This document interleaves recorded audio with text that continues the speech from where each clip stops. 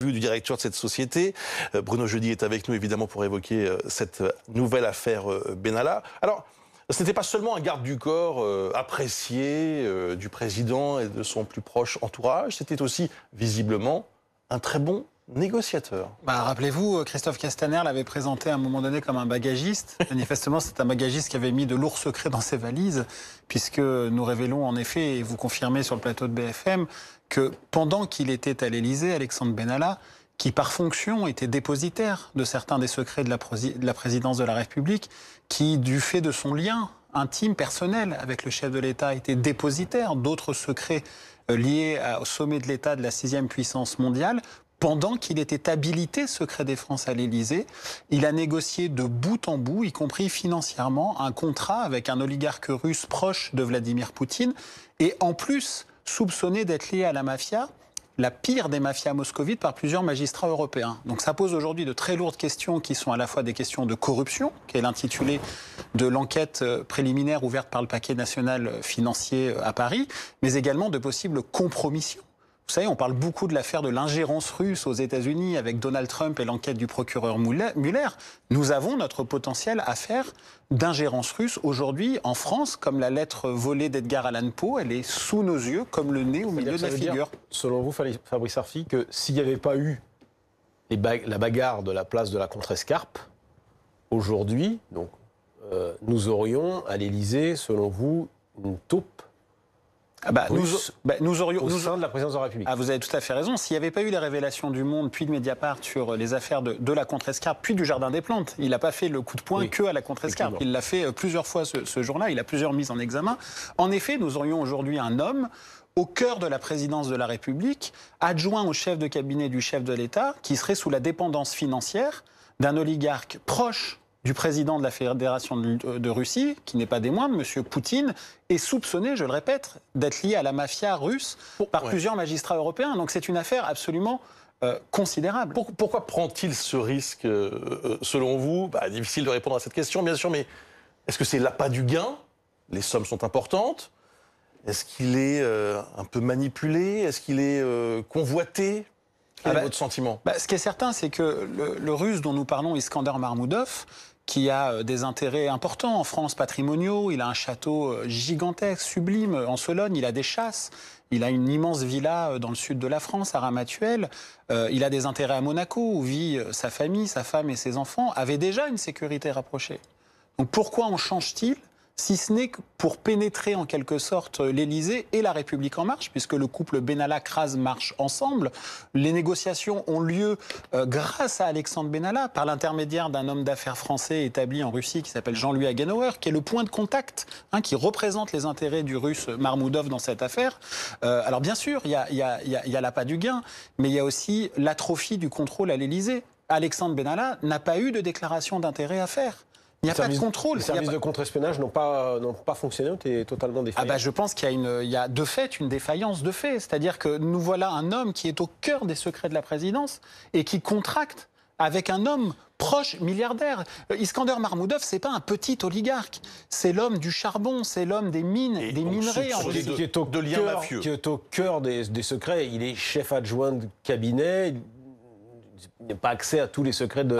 excusez du peu, il a à foison des passeports diplomatiques, il a le téléphone crypté, classé secret défense de l'Élysée, il est au cœur du secret de la présidence, y compris du couple Macron. C'est une personne qui, par son entreprise, met en danger la présidence de la République. Il met en danger la France avec un contrat de cette nature. C'est pas pour rien que les médias étrangers, notamment anglo-saxons, regardent cette affaire de l'ingérence russe via Benalla avec des yeux écarquillés. C'est ça pour vous qui est le plus grave. Les deux. Parce que sinon, judiciairement, il risque quoi? Il y a une enquête préliminaire pour corruption qui a été ouverte. Est-ce que M. Marmoudov, par l'entremise de M. Benalla, n'attendait pas aussi des faveurs de tous ordres en contractant avec lui?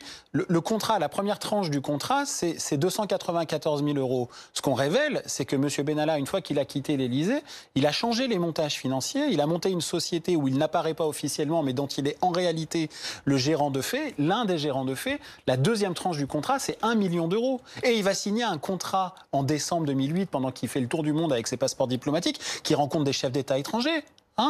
au Congo-Brazzaville, au Tchad, il contracte un contrat avec un deuxième oligarque russe qui fait partie de la Poutine list du Trésor américain.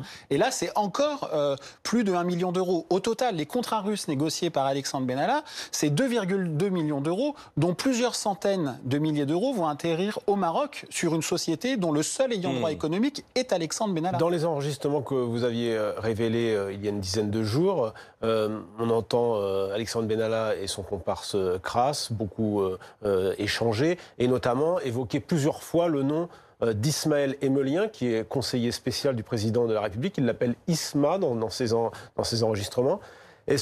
Quel est selon vous le lien de proximité qu'il y avait entre Alexandre Benalla et Ismaël Emelien, dont on apprend ce soir qu'il démissionne de l'Élysée. Je mets des guillemets au mot, mais c'est une victime de plus de l'affaire Benalla, puisque à chaque rebondissement de l'affaire Benalla, il y a des gens qui démissionnent à l'Élysée. Après l'affaire des passeports diplomatiques, c'est le directeur de la communication, Sylvain Faure, qui annonce sa démission.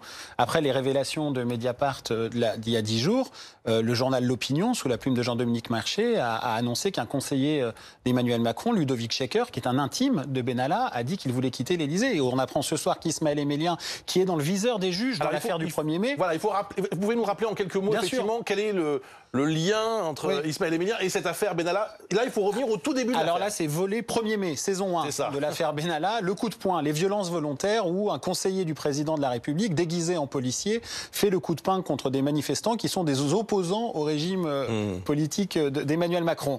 Il y a dans ce volet-là l'affaire des violences volontaires. Puis il y a un autre aspect, c'est qu'il y a des images de la préfecture de police de Paris, de la vidéosurveillance, qui ont été extraites illégalement de la préfecture de police pour se retrouver sur les réseaux sociaux et pour servir en quelque sorte la défense d'Alexandre Benalla. La question est comment les réseaux sociaux proches d'Emmanuel Macron ont pu récupérer ces images. Il n'y a qu'une personne, d'après les enquêteurs et d'après l'enquête, qui a pu récupérer auprès d'Alexandre Benalla ces images illégales, c'est Ismaël Emelien, puisque le bornage téléphonique montre qu'ils sont au même endroit, au même moment, dans la nuit du 18 au 19 juillet dernier. C'est donc son implication. Est-ce que selon vous, il y a encore d'autres victimes, comme vous les appelez, collatérales ou directes ou indirectes, actuellement encore en poste? Il y en a un qui s'est autodésigné, qui s'appelle Emmanuel Macron. Je rappelle quand même la déclaration d'Emmanuel Macron du 24 juillet à la Maison de l'Amérique latine. S'il n'y a qu'un responsable, c'est moi, et qu'il vienne me chercher. Discours sidérant où le chef de l'État avait cru pouvoir remettre en cause le travail et du Parlement et de la justice et de la presse, puisqu'il avait dit la presse ne cherche plus la vérité.